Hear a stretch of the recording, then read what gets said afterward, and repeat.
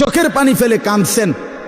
আল্লাহ নবী সাল্লাল্লাহু আলাইহি সাল্লাম বলেন, সাহাবীরা শুনো, কোন নাফরমানের মৃত্যুর যখন পাপীর সময় হয়, মালাকুল মউত আজরাইল আইসা প্রথম ডাক দেয় যে, হে অপবিত্র আত্মা, আইয়াতুহান নাফসুল খাবিসা, এই খবিশ আত্মা বের হও, উখরুজি ইলা সাখাতিল্লাহ, আল্লাহর অসন্তুষ্টির দিকে বের হও। নবীজি বলেন, নাফরমান পাপী আল্লাহর অবাধ্য, তার রুহুটা তখন বের হতে চায় না।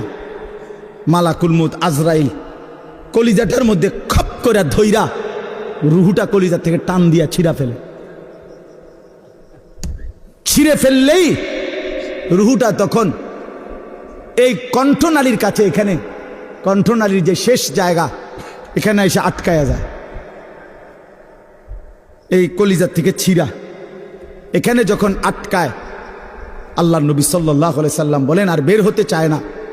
আজরাইল তখন কোনো কিছুকে টাইনা হেসরাইয়া ছিঁড়া, টাইনা টুইনা হেসরাইয়া যেভাবে বের করে, মালাকুল মউত আজরাইল ওই নাফরমানের রুহুকে এইভাবে টাইনা হেসরাইয়া ছিঁড়া ফাইরা তারপরে বের করে,